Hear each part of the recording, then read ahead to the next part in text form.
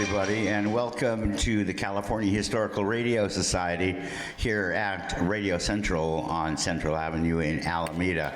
As part of our monthly guest speakers series, we have a very special guest this afternoon, and it is Mr. David Louie. Formerly of KGO TV and other places in the Midwest that he will tell you about. I met David when I started at KGO in 1976 as a summer relief engineer there, and have known him since then. And when you think of professional reporter in the news business, you think of David Louie. So I'm going to give Rachel a few words, and then we'll hear from the experts. Thank you, Steve. Welcome to the California Historical Radio Society. This is our monthly speaker event. Next month, we will be featuring Sam Van Zandt. Yay! We'll also have Russell Johnson on a Saturday. Our biggest event is coming up in July. That's Radio Day by the Bay, so mark your calendar for July 19th. It's going to be amazing. We're going to have vendors, we're going to have food trucks, we're going to have a surplus sale, we're going to have 3 different live bands. It's an event. You should be here. So keep your eyes on our events calendar. That will keep you attuned to all the exciting things that are happening here. And now I'm going to hand it over to award-winning journalist Rosie Allen for this one-on-one interview. Yes, I did not know that. I won awards. Yay. I want to begin with a question. So how does a small Asian child living in Cleveland, Ohio, end up with a 50-year radio career at a single station, which is like unheard of? In the city of San Francisco, that's a lot of miles and a lot of years.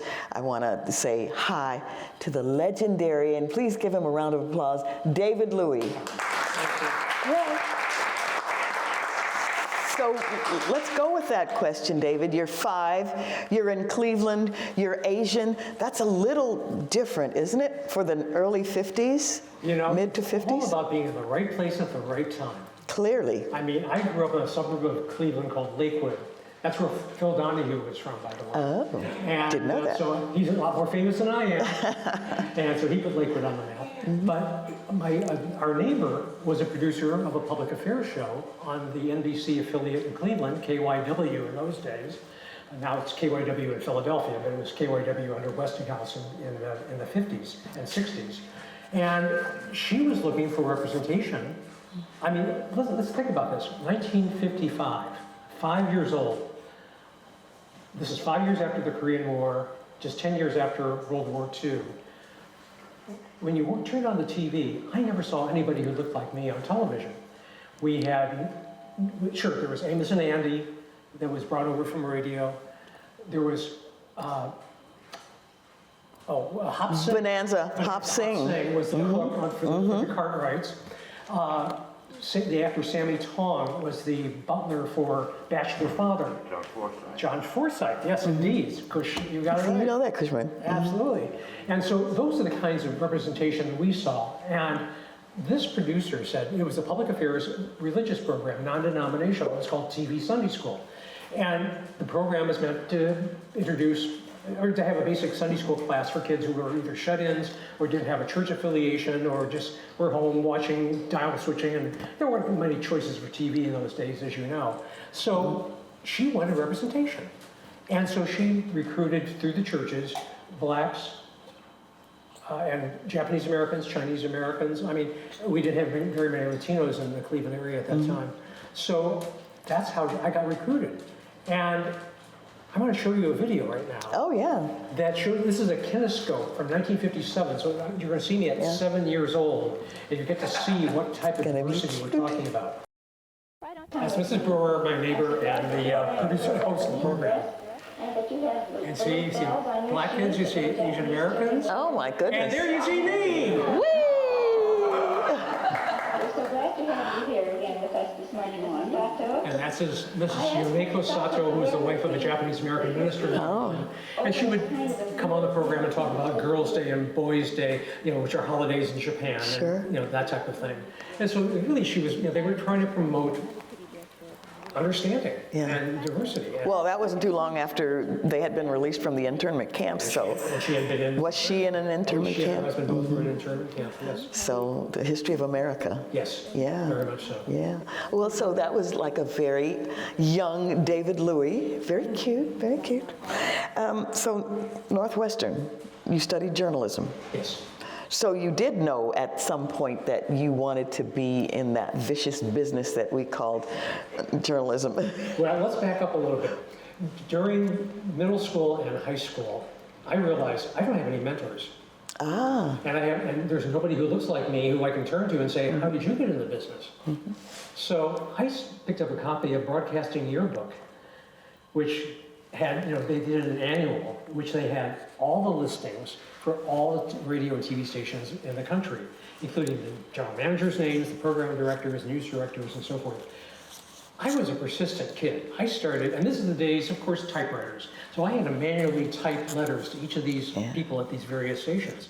And so a few of them wrote back to me. Oh, nice. And so that's where I finally developed those relationships and got some mentors who said, here's what you ought to think about. This is what we do in advertising and promotion. This is what we do in the news department. This is what we do in programming, and this is so forth and so on, creative services. So those are things that started getting me thinking, there's something here.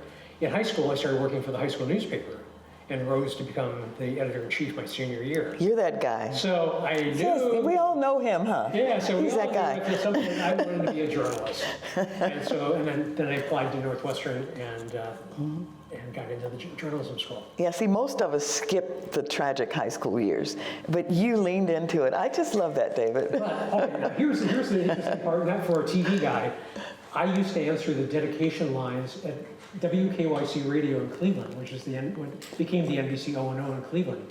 Chuck Dunaway and Big Jack Armstrong, who were DJs at that time in that market. I used to answer Jim Gallant, Jim LaBarbera.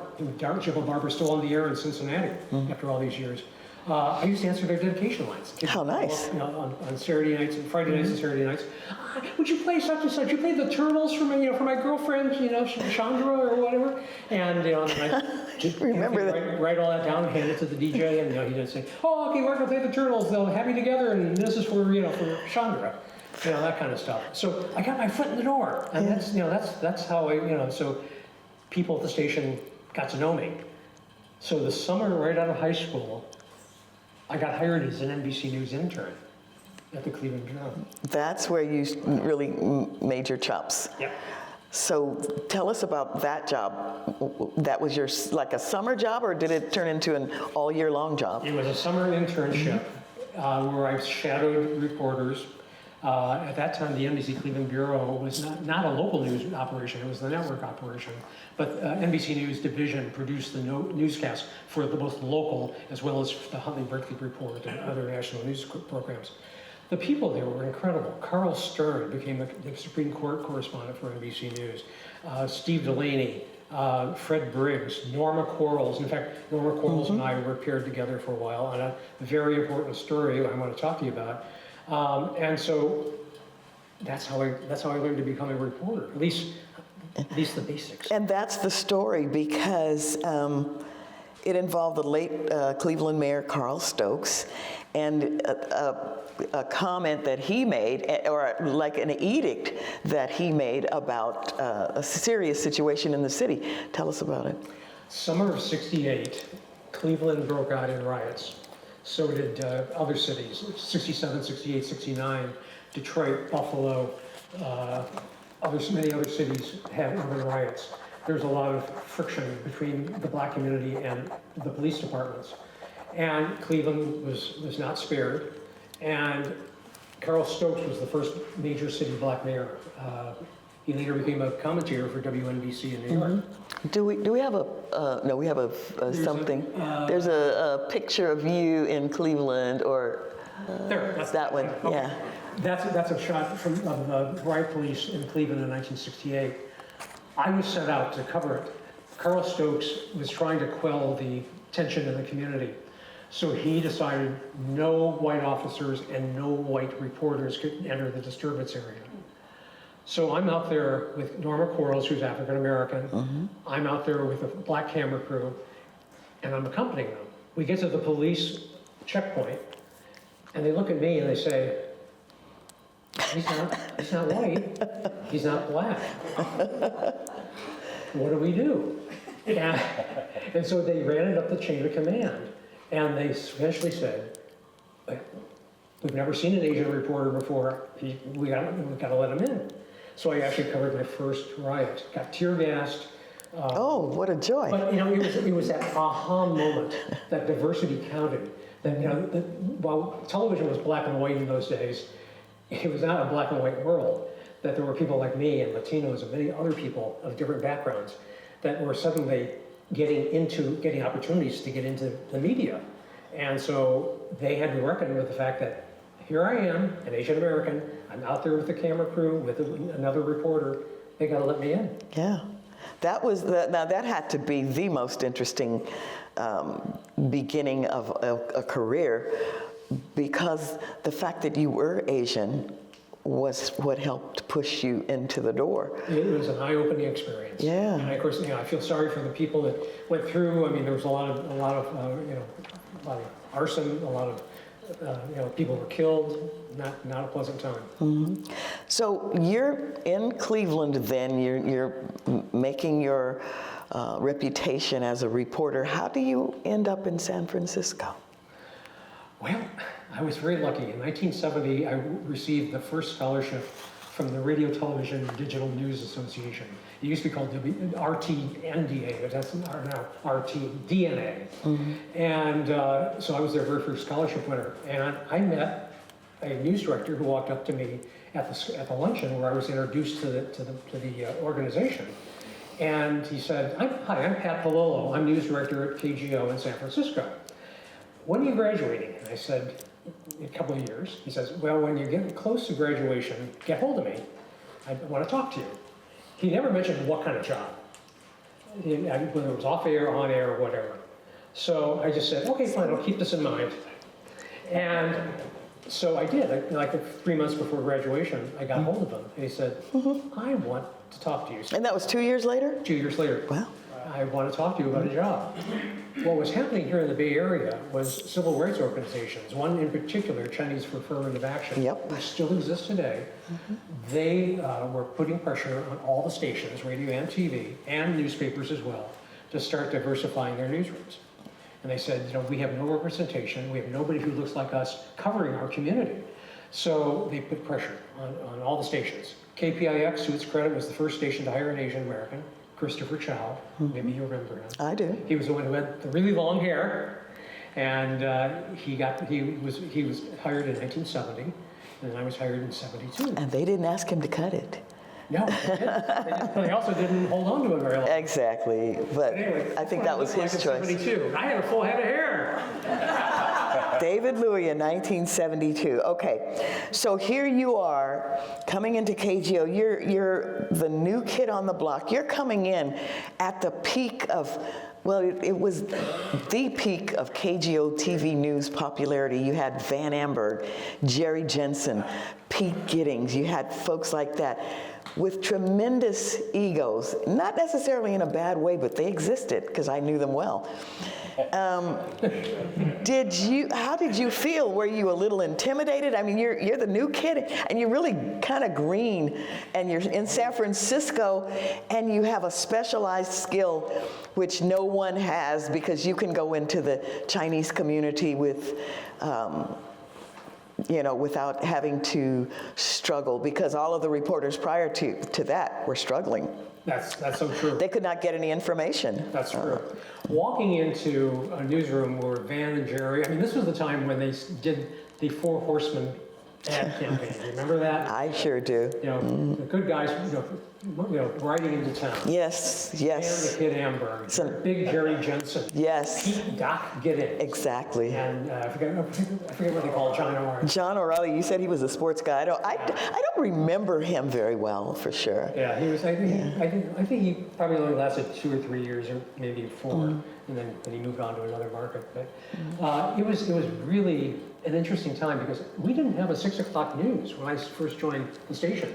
We ran a movie from 6 until 8 p.m. In fact, there was a TV guide. Greg, in fact, I think you put somebody on your group posted that showing the 6 o'clock movie. We did news at 4:30, an hour at 4:30. The network news at 5:30, and then nothing again until 11 o'clock. Because we were not competitive. I mean, KPIX and Cron were the big guys in town at that time. And so it wasn't until our station started to catch on that they realized, okay, we gotta dive in and start doing a 6 o'clock show, get serious, and compete against the other stations. Well, I was in awe of Van and Jerry. I mean, they really. I think everyone was. Yeah, I mean, they were already well established in this market. They had been at other stations, and people knew them, people liked them, and they were doing something a little bit different. I mean, you could tell there was chemistry. And if you watched the other stations, there wasn't that chemistry. Yeah, I think it's Reading the news. It's kind of when they started, it wasn't happy talk, but it was news talk on a small scale.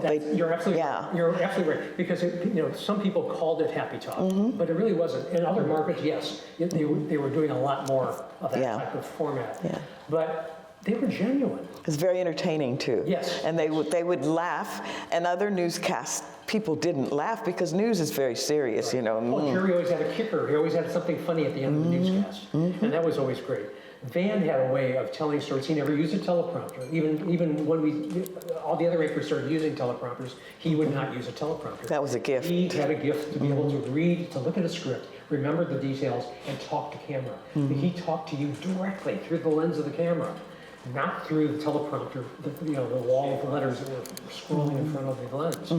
So that was magical. It was great to watch that. It really was. I loved it. I watched it, and I was in news. But David, were you the least bit intimidated, or did you just sort of go in and say, "I'm David Louie. This is my job. I'm going to do this"? I'll tell you the thing I find most amazing. They didn't really keep me on a short leash. I mean, they knew that I knew what I was doing, but yes, I was inexperienced, gaining experience every day. But they knew that I had the smarts to try to go out and cover good stories. So by not having me on a short leash, I went out and covered a lot of different things and sort of learning what I was good at. Breaking news being one of them, an occasional feature story, of course covering the community and talking and making contacts in the community, that type of thing. But they let me experiment, and they gave me that freedom to go out and cover it, because I was the only reporter who covered the news between 6 and 11 o'clock. I was the only reporter. We had one camera, one photographer, and myself, and that's it, to cover the Bay Area. That was really the bad old days. Yes, Yeah. they were. I mean, we were short-staffed. So I had to run everywhere. And of course, we used to get paid by the story. And see, that's something I did not know. Yeah. I don't know why I didn't know. I just didn't. After contract, we were paid. We were given a guaranteed figure, but then for every story that we did, we were given a fee. They called it a talent fee. And then there was a formula, like 75% of that of your guarantee was subtracted from all the different talent fees you collected. So every little fire, every little accident, every little Board of Education meeting, we went and covered. I guess at one point it was like $17, then it went to $20, then it went to $25, that type of thing. And so it used to add up. It used to double my pay. So I started out making $217.50 a week. Okay. $217, not $217.50 a week. And at that time, I was making a full $80 a week as the secretary to the program director at KNEW Radio, which is where I started. Yeah. So yeah, there's that story. All right, so when you retired 50 years later, you were the business and tech reporter. So you have knowledge of equipment and that kind of thing. What were you using in the field to do the stories that you got paid $17.50 or $25 for at that time? We started with film. I mean, we did not have video until probably about '74, is when we started getting, the first iteration of minicams. But, and we had to process the film, we had to do old-fashioned editing. The poor editors had to sit there and, and hang all the different frame, the strips of film that they were going to splice together into stories. They used to use, splicing machines or splicing blocks. Yeah. And sometimes the splices would break on the air, and all of a sudden they'd fall out of the gate and so forth. So those were the crazy days of film, and then eventually got video. And so the prompters were different too. Well, we didn't have prompters until many years Oh, is later. that okay? So you didn't use prompters when you were on camera. No. Oh, then see, you had to really. That's a learning experience. Yeah, that's radio. Absolutely. Well, our delivery was different in those days. Right. Today we have to have snappy lead-ins. If we talk more than 10 or 15 seconds leading into our stories, that's too long. But we used to go sometimes 30 to 40 seconds to set up a story, and they never thought anything was wrong with that. But then, the digital age has made all of us very impatient, and all of a sudden, we cannot stand, to waste time, and we'd rather not even have an anchor tell us, just go right to the story, go to the video. Yeah. And That's why TikTok is so popular. Exactly. Our attention span is about that long now. Exactly. Now, let's go back for a second. You were the first reporter on KGO TV to cover Chinatown in a meaningful way, because as I mentioned earlier, a lot of the reporters would go to Chinatown to try and cover the stories, but they had no language, they had no cultural clarity, and so they weren't able to get the information.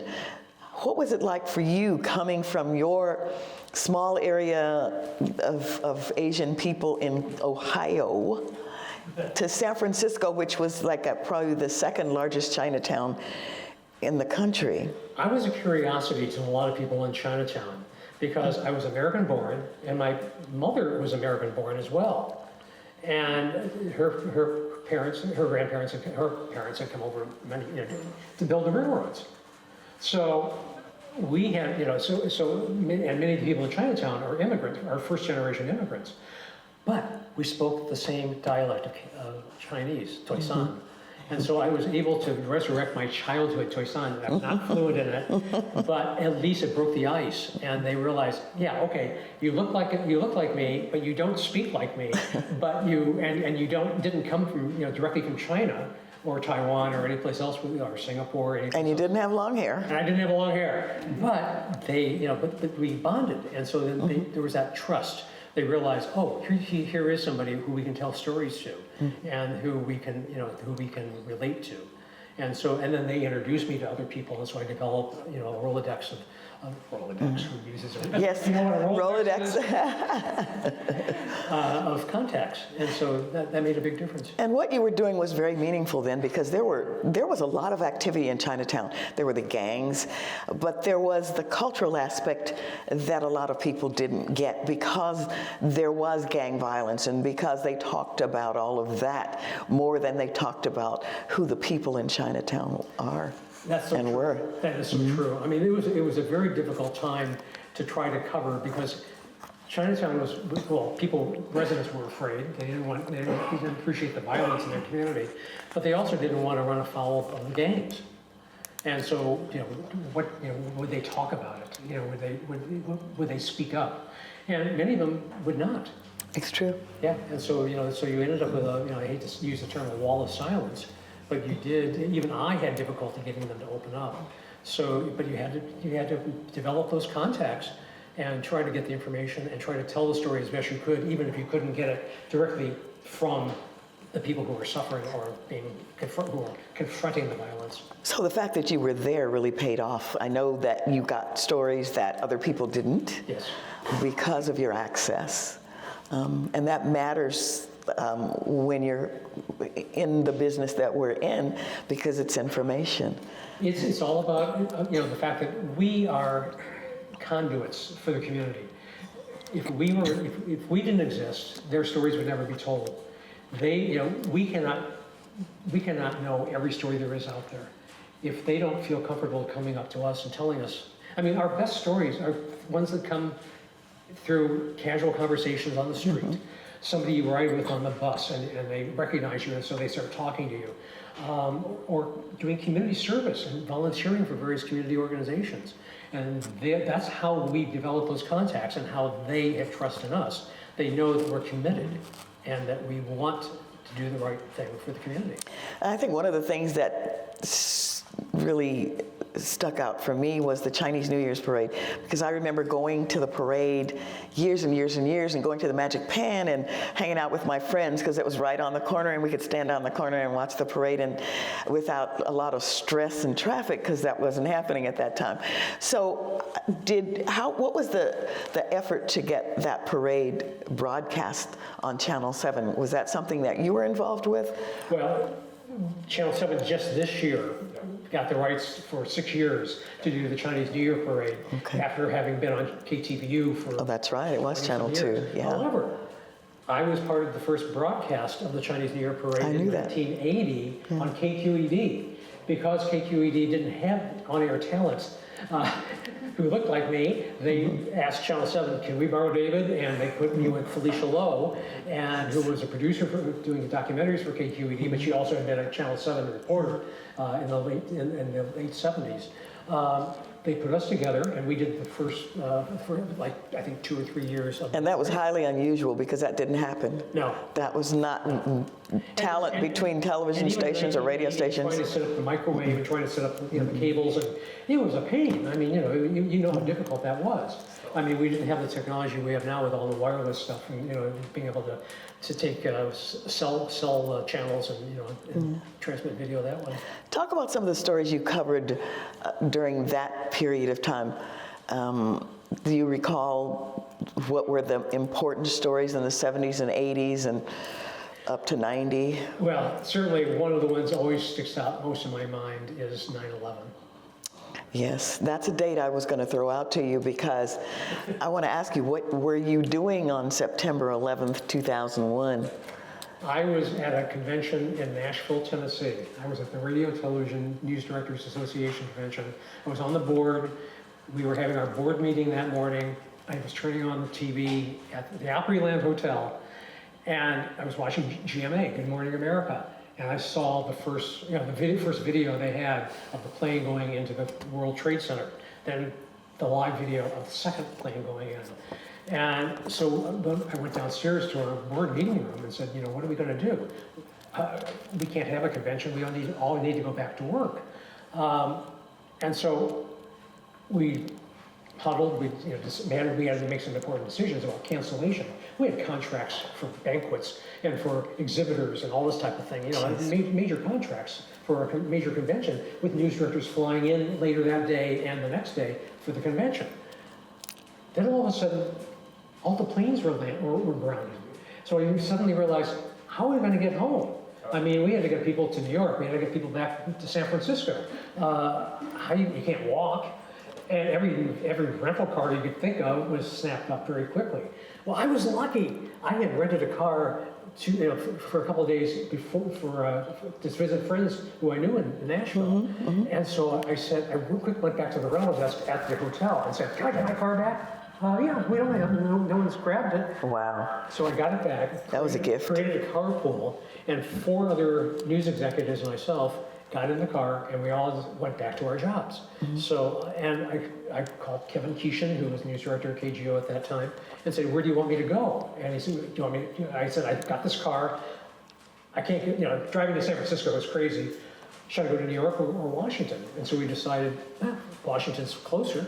So I went to Washington, covered the Pentagon, the plane in the Pentagon, talked to the newsmakers, the members of Congress. And so But you had an Asian connection. Absolutely.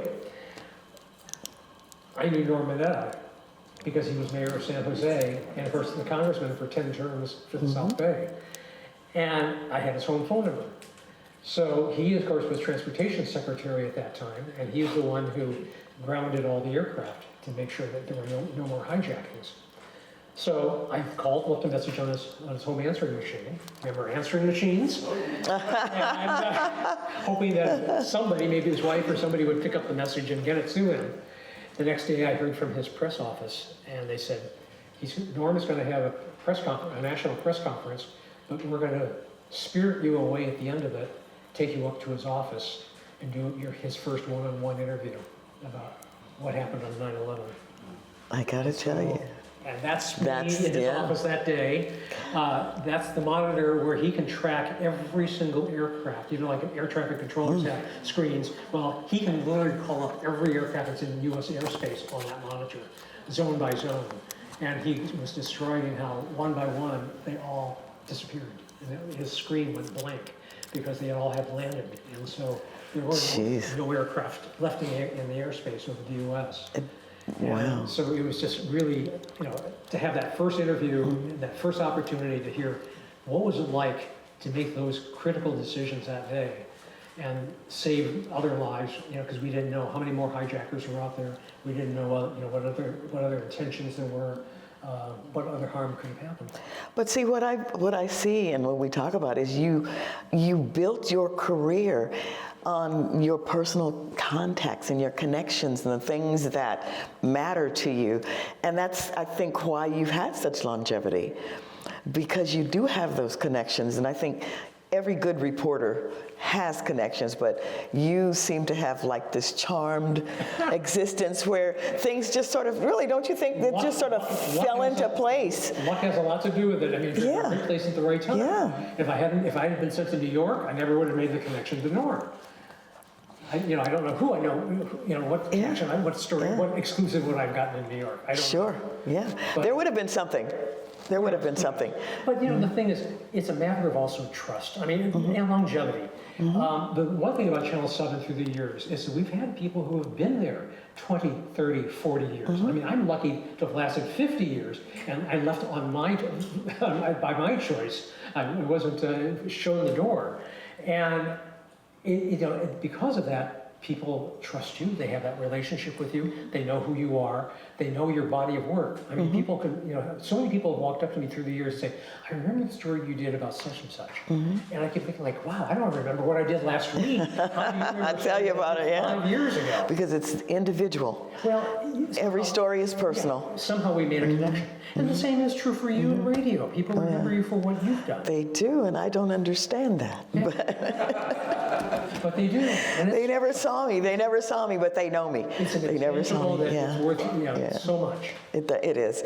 All right, I want to talk about the business and tech side of your career. I mean, you started out with string and a piece of wire and 2 cans.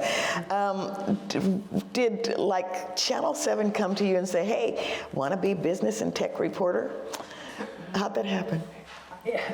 It was sort of a hybrid. I think they knew that Silicon Valley was developing into a major business center and innovation center, and that it needed to be covered. I knew, from my own personal interest in computers, I was a hacker. I actually built my first computer from spare parts that I used to buy on sale, and just stuck them in the corner, waited, bought them on when they were on sale, and waited for an opportunity to put them all together. So I put a hacker special together. So I built my own first PC. And maybe they knew that. Maybe they sensed it, David. But it was one of those things that I always loved technology, and I was fascinated by it. It was perhaps the engineering side of me that I never developed. But I always respected and appreciated and really embraced what was going on in Silicon Valley. And I just said, I want to cover this. I really want to be part of this. And, so I had the opportunity to sit down with Wozniak, and, yes, I have his cell phone number in the world. The Woz. Actually, I still have it here in my cell phone. But it's those are the people you meet, you got to know, and they realize, oh, yeah, this is not just somebody who's dropping in and has no knowledge about technology or the vision of what we have to where it's going and that type of stuff. So little by little you build up that credibility and you make those contacts and you suddenly realize, wow, this is a special place. All these orchards that have gone away are suddenly all these tilt-up buildings filled with people doing important stuff. So you knew at that moment that, yes, I'll take this job as business and tech. The tech part, though, was interesting because you had come through the era of computers, or when did you really start in the business and tech sector? I guess it was probably the mid-'80s. Okay, so we hadn't really gotten to computers and all of the things that we have now that distract us. Yeah. Tell us about the innovations. I'll tell you the funny thing, in '89, if you want to put it in context, when we had the earthquake, the Loma Prieta earthquake in '89. Yes. Yes, we had a computerized newsroom at that time. Yes. But the power went out. Yes. And they had, thank goodness, somebody was smart, and they had squirreled away all the old typewriters, the manual typewriters, in a closet. And so they had to pull all the old manual typewriters out, and they had the multi-set copy, the script copy paper in order to type scripts. And then, of course, we were lucky that we had backup generators. Yes. So we weren't dependent on typewriters very long. But the other stations were not prepared, and they were hurting for much longer. So that gives you that sense of that, the 80s, the mid 80s, and then is when we started became dependent on computers. For those of you who may not know, David and I worked in the same building. I was radio. We were on 3rd floor. They were on 2nd floor, and we sort of balanced each other out. Yeah. But yeah. But we also worked together. We did. We did. I also yeah. subbed a few times for Lynn Jimenez. Yes, on the business side. Yeah. Yes. I will say that I was trying to remember when I first went to the KGO newsroom. We were still using Selectric typewriters, I think in 1984 or something like that. You had Selectric typewriters? Yes, we did. Wow. We had those, and then we had CDs, and those things came later. So that was just like the innovation or the years that you had to progress in the business or in the tech side. So what was that part like? You mean in terms of The innovations as they came through and how you presented them? Let's think about, first let's roll back to the 70s. About 74, 75 is when we started the transition to tape. I was the reporter because I was covering the 11 o'clock news. When I came in at 3:30 in the afternoon, they would send me out looking for live news for the 5 and 6 o'clock news. Yeah. Go find something that's live, an accident, something, And so, those were the days with the old parabolic microwave dishes. What we did not know, we had only Sutro Tower at that time. That was the only receiving point that we had. We didn't have anything on top of the B of A, or 555 California. So we started getting very good on where can you go live, where can you not go live. But then so did our crews. I mean, I worked with Fred Sinfield. I don't know if any of you know Fred Sinfield. He was one of the guys who worked in the early days of KGO on Success Story. They used to do live remotes back in the 50s with the old big studio cameras that they used to take out to the field. And they used to do live broadcasts. I mean, it's amazing what you do with what you have. Mm-hmm.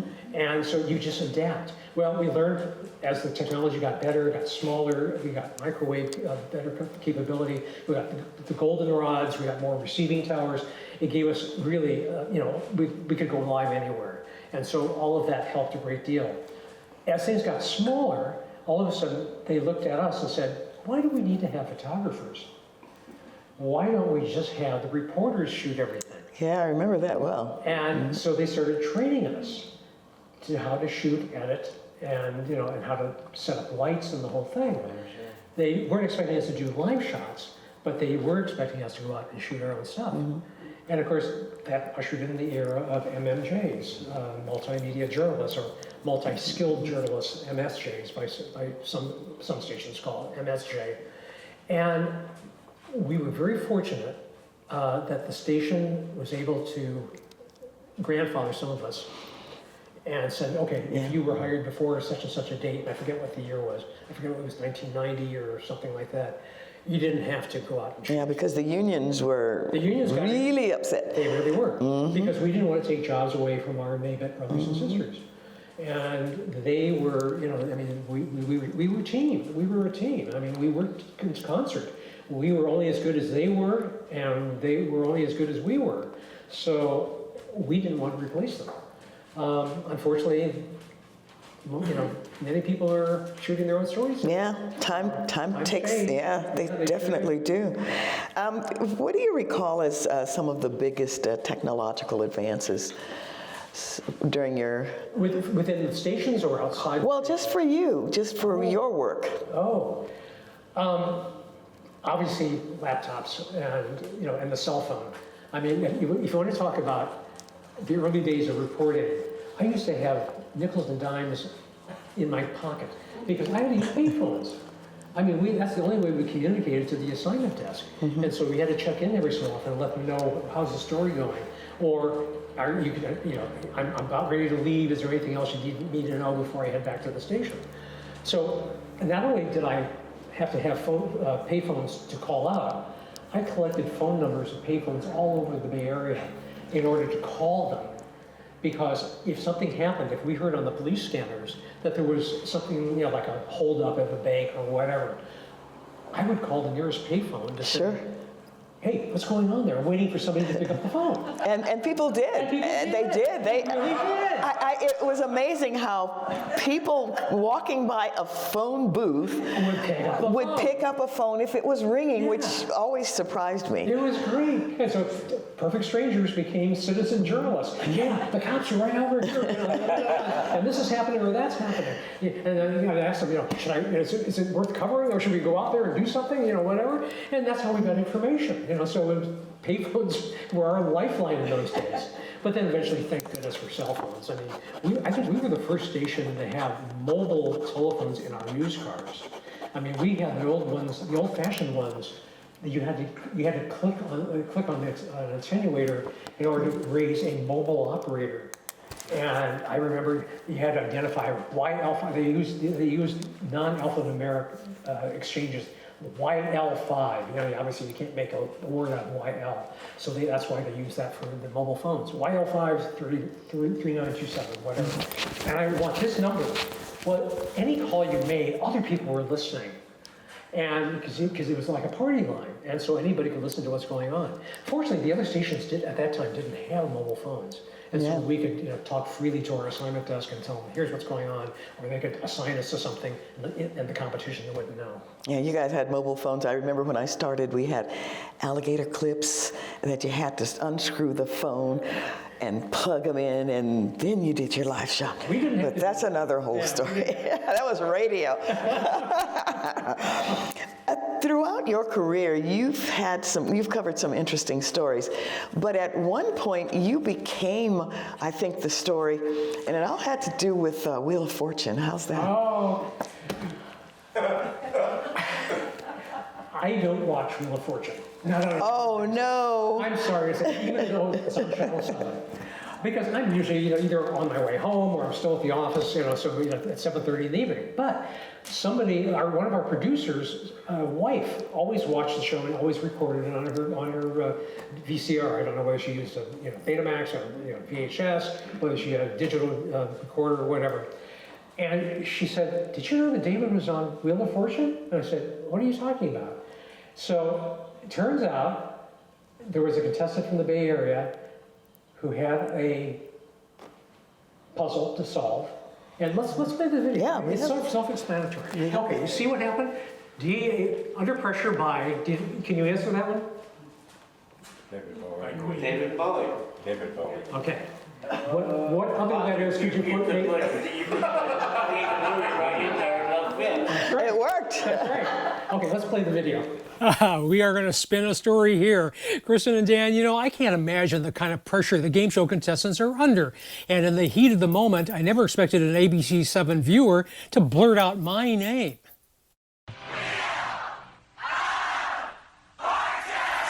It's the TV game show fans have been watching for 45 years.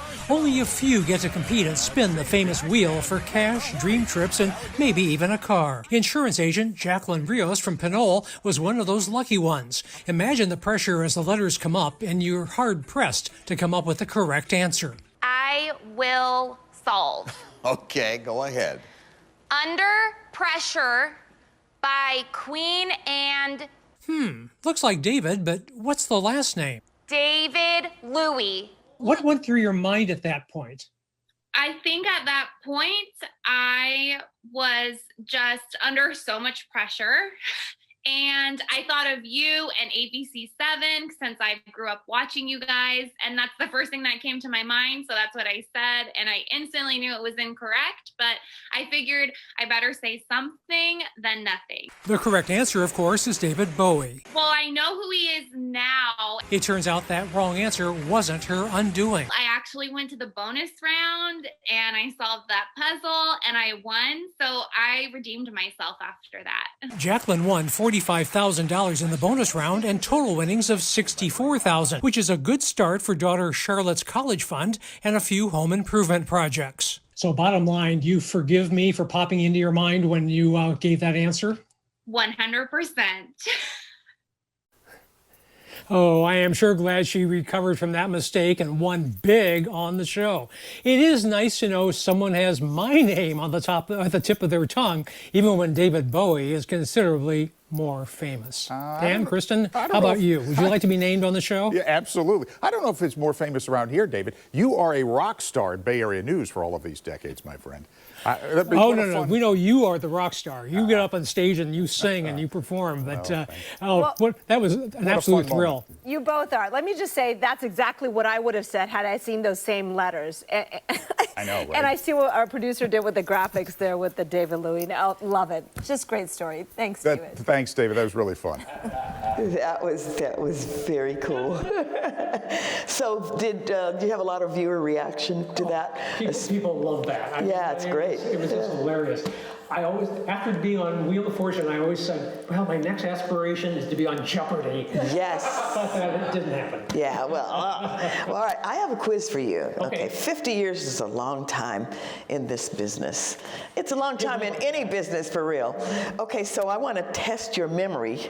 It's kind of like a rapid fire quiz. You have 10 seconds to respond. Okay. I won't keep a time clock, but I know 10 seconds in here. You know, we trained for that.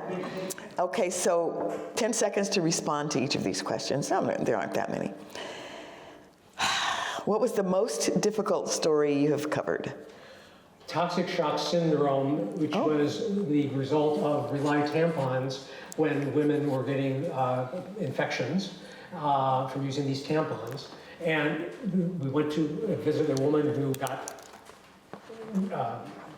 nephropathy, I think is the proper term, where the tissue on her fingertips and toes died, and they turned black, and she had to have her fingertips amputated.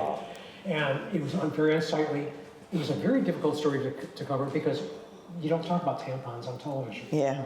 I had women calling me as though I knew I was a subject expert, explaining, asking all kinds of personal questions about tampon use, and I said, you better go see your doctor. Yeah, because we as broadcasters, and especially in the news department, become experts, and we don't even know it, because people think of us as credible. Right. And honestly, the way we did news is completely different from the way news is done now, because we actually researched. Which is very different from what happens now, because people will take a news blurb and just read it and think of it as the truth, and it becomes viral and spread, and sometimes it's dis and misinformation, so we don't know. But I digress. That was good. Toxic shock. Not what you expected to hear. Not at all, but it worked. Because it was a very big story at the time. It was huge. Gene Adele a star. Oh, yes. Because he was only on KGO radio at that time. We had a different doctor doing our medical reporting at that time. Yeah. And he was uncomfortable with that subject matter. And Dean was all over it. Very, very much all over it. Next one. What is your most favorite story of all time that you covered? Oh, that's my favorite story. Oh, that's going to be a tough one in 10 seconds. Pressure is on. I'll give you a few more seconds. Brain cells die over time. I'm going to pull out a cheat sheet. I pulled out a cheat sheet just in case. Oh. My favorite story, or my... It can be, you pick it. How about my most embarrassing story? Oh, that's good. Okay. We went to Panama to cover the California National Guard, which had been sent, they were sending their officers to train in Honduras. and build some roads. But there was concern that at the federal level, that National Guard was being sent to support the Contras in Nicaragua during the Contra Sandinista conflict. And so we went to, our base was in Panama, but then we went into Honduras by helicopter, came back. I had like 10 tapes. We had to take a military plane to come back to the Bay Area. We had to leave like at 5 in the morning, so we had to be rousted out of bed at 3 in the morning. We're on the plane, I'm looking at my photographer, and I said, boy, I'm gonna have a lot of tapes to have to log when we get back. Oh. And I said, tapes. Oh. Where are the tapes? He was looking for the tapes in the cargo area of the plane. It's a C-130, so it's not outfitted, storage. Everything's just sitting out. I'm looking for the tapes. We didn't have the tapes. Oh, God. We didn't know what to do. We kept thinking like, okay, we leave them at the hotel in Panama. Oh my gosh. We had no way to call to find out. So we had to get back to the Bay Area. Yes, the tapes were found on the curbside next to the bus that was taking us to the military base. And so we kept thinking, okay, what are we gonna do? The story had to air the next day on the 6 o'clock news. I'm tap dancing, thinking like, okay, how fast are these tapes gonna get back to the Bay Area? They were gonna be air freighted from Panama City to Miami, then transported from Miami to San Francisco. Jeez, it's a long ways. It's a long way, and you never know with delays and everything else. Yeah. It's 1 o'clock in the afternoon. It's 2 o'clock in the afternoon, still no tapes. It's 3 o'clock in the afternoon. I have not told my executive producer that we didn't have the tapes. Thinking that, okay, we're gonna pull a miracle off. Blow a gasket. These tapes are gonna show up any minute now. And yeah, in 2 hours, I can put it together and get it on the air. All of a sudden, 4 o'clock. And I said, this is getting very uncomfortable. And so I'm getting to the point where I've gotta confess, we gotta kill this story. We cannot, we don't have the tapes. All of a sudden, the executive producer walks up to me and says, our show is just packed. We're gonna have to hold your story for you.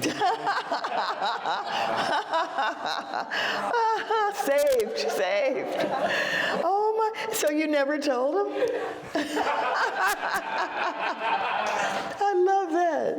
I absolutely, what a gift. I mean, what he doesn't know isn't gonna hurt him, right? Are you able to keep a straight face? I think I have no idea what my face must have looked like at that moment. I mean, half relief and joy, or like yes. Oh my goodness! Doing a dance.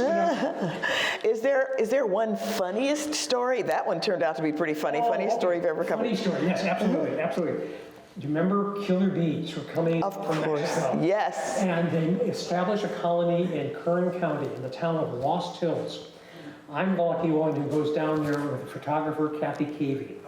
Kathy loves animals. She's fearless. She's really a great photographer. So she goes up to the beekeepers who are trying to get samples of these bees to try to find out whether any of them have crossbred with the domestic honeybees. Oh, jeez. And I am not a fan of bees. In fact, I had asked somebody for advice beforehand. What's a good way to avoid inflaming bees? And they said, try a mantra. I'm at peace with the bees. Yeah, right. I stayed several yards away from the beekeepers. And so I figured, okay, I'm safe. And I'm watching Kathy shooting the video, and she's getting great shots of the beekeepers. And of course, they're suited up. I'm not, because I'm not close to the bees. All of a sudden, a couple of bees are circling my head. And I'm thinking like, this is not good. I'm at peace with you, bees. The next thing I know, right on the tip. Oh no! Now think about it. Some of you may or may not be able to see the tip of your nose. Oh no! I can't either. I feel the vision. Yeah. So I kept thinking like, okay, what do I do? And I'm looking at Kathy and saying,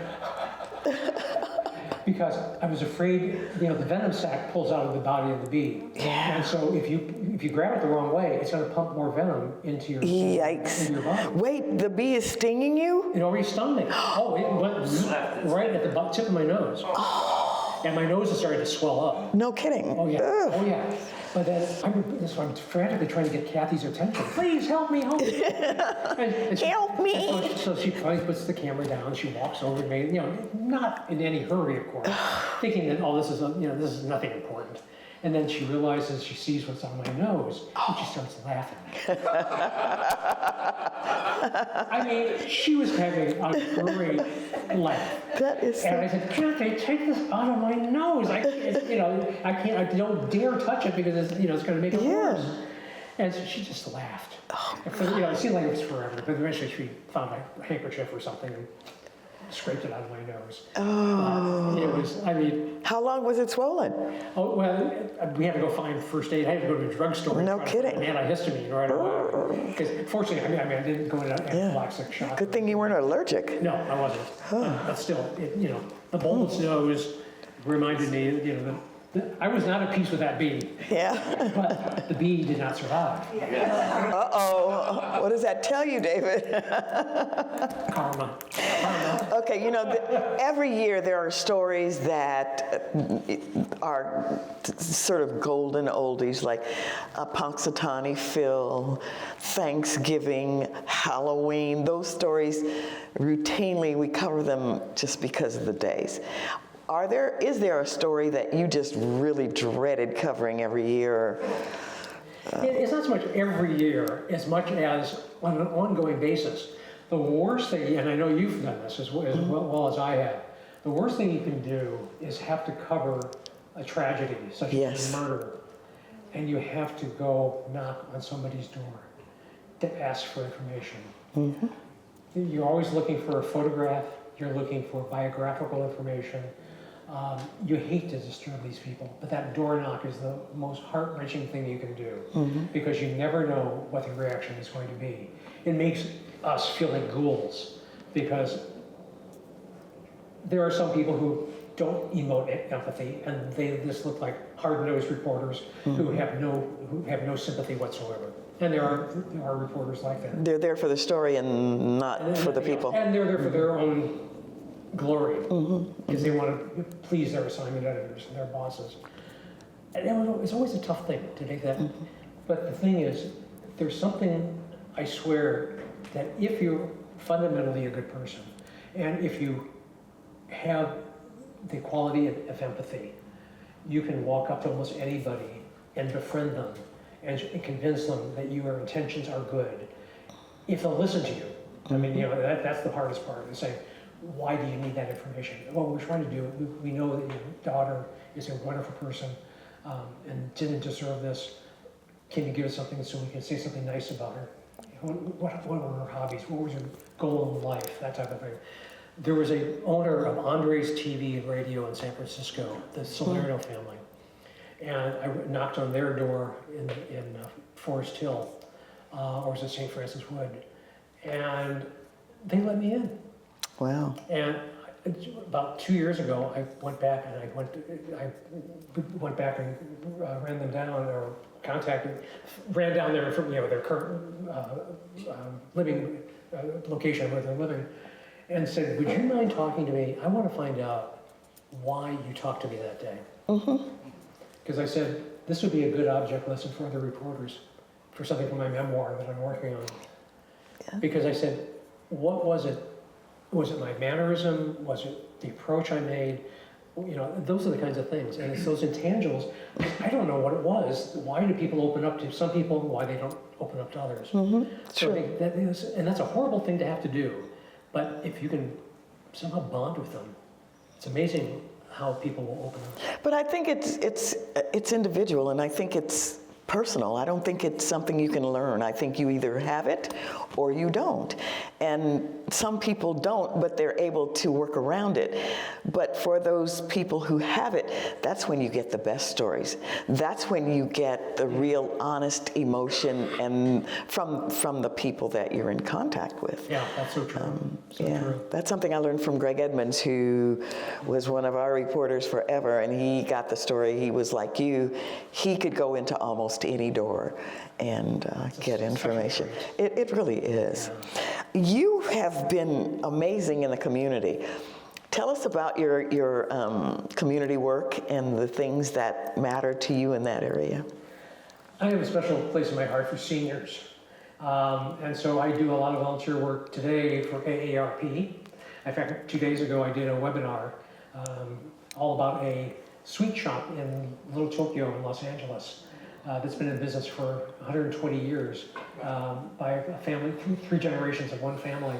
And their son, their youngest one, the third generation, finally decided he wanted to follow in the footsteps of the family business, making mochi and that type of thing. So I love AARP. Self-Help for the Elderly is a social service agency that's throughout the Bay Area. Mm-hmm. And so I volunteer for them and I MC a lot of their events. And we just had an event a couple of months ago for super seniors, honoring seniors who are over 90 years old. Wow. And we had one who was 101 and somebody who was 102 who we honored. And they were ambulatory and they were at this luncheon. And love it. Able to put the spotlight on them. And so I'll do that. Tell us about AJA. I was past national president of AAJ, the Asian American Journalists Association. And so I still volunteer for that. I still go to the convention. I still try to stay in contact with everybody. I mentor a lot of young people. Hard to mentor young people today. I mean, thank goodness there are people who still want to get into business. It's different. But of course, the business is changing, as we all know. And TV, as we know it, isn't going to be around in 5 years. And so, it's going to be strictly streaming and digital. And what we know about our business is not really relevant. I mean, I shouldn't say it's not relevant, it's important, but it doesn't fit where they are and where the business is right now. Yes, so that's my assessment of where we are in terms of, because young people ask me all the time, how can you help me? I can't. No. I can tell you what happened with me and how it worked with me, but it's not that world now, so that's the difference. And one of the challenges we have today is that young people can't write. Well, there's that. Cursive writing. There's that. Actually putting words on paper. There's that. Or on the digital screen. Right. They don't communicate as well as we did. They don't have language that we have. Yeah. And that's not a good thing, but it's their world. Like the old farts talking. No, it's the reality. It's the reality. Yeah. Their verbal skills are different, and their writing skills are different. Mm-hmm. Shorthand, memoir. Or memoir. What is your memoir going to be about if we ask you? What we talked about today and more. Okay. There are a lot more stories, a lot more backstories, experiences I've had, lessons learned, crediting the mentors that I mentioned who actually responded to me years ago, and why it's important that we all try to mentor young people today. I mean, this museum is such a great example of how you're preserving the past so that future generations will have all of this, the incredible knowledge about the history of radio and television. Absolutely. It's really special. So are you going to name names, or are you going to protect the guilty and the innocent? It's not going to be a tell-all book. No. It's not in me to do that kind of a book. Oh yeah, you can do it, Dave. Oh, I could, but I'm trying to protect the guilty. What are some of the life lessons that you've learned as we kind of wrap up for this part of the program? Oh,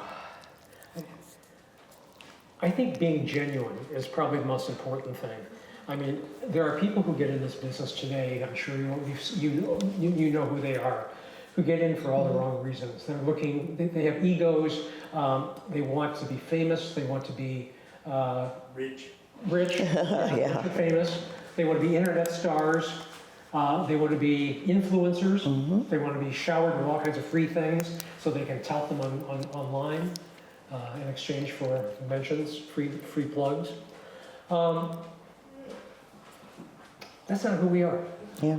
And I think that that we need to always remember that whenever we go out and talk to anyone, it's with an open heart, an open mind, and with a genuine sincerity. That I'm interested in what your story is. I'm interested in what you have to offer. I'm interested in what you're doing in your life. I mean, that's what life is all about, is learning from others. And we're all part of a community. And so I think being genuine is that's the most important lesson that we all need to learn. That is. And I've learned. Yeah, I think I have learned that lesson as well, because you can't fake your life. That's right. You can't fake who you are, because people will see it. We recognize fake, we all do. So, and we don't applaud it, so there's that. But, so we've wrapped up my segment, but if anyone has any questions, just, okay?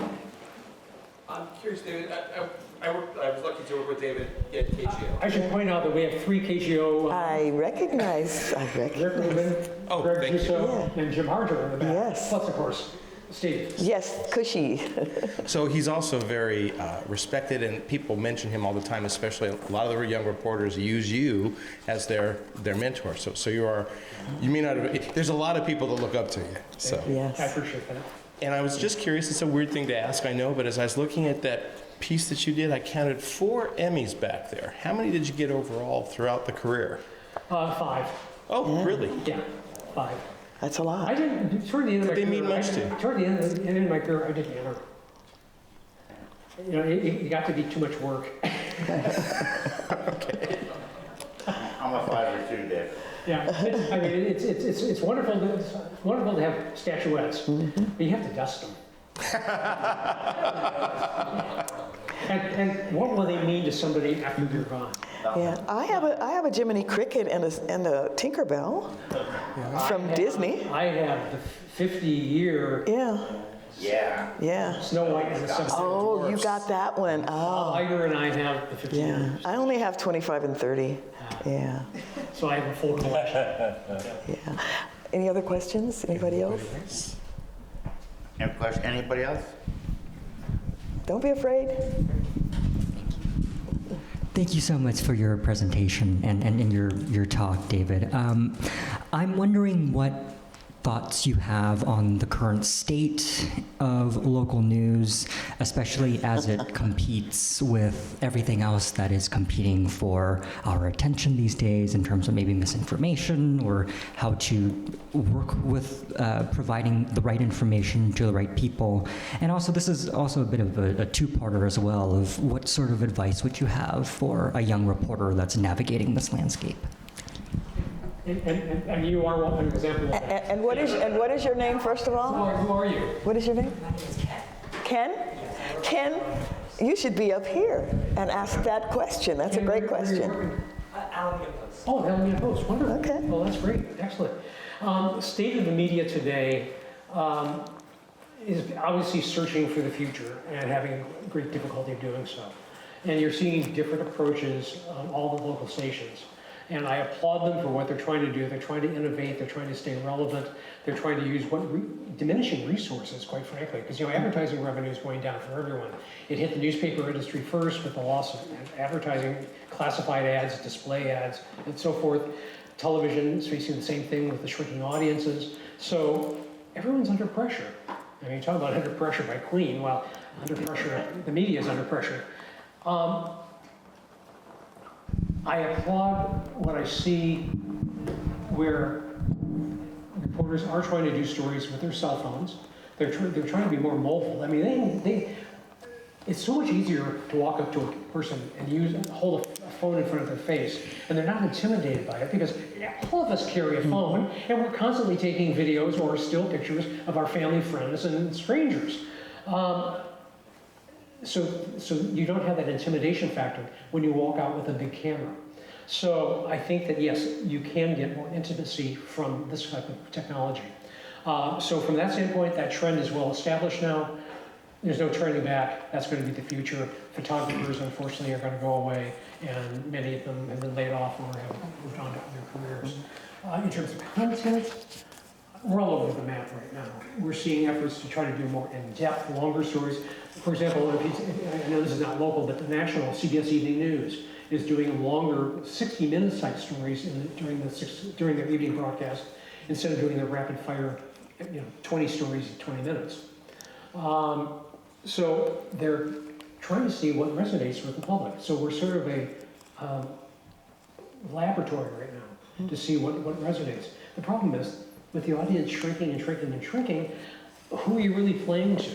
So the thing is, I think it's going to be a lost cause. I mean, yes, try to stay relevant as long as you can. There are a lot of good people who are still working in this industry who deserve to have their jobs and are really good people.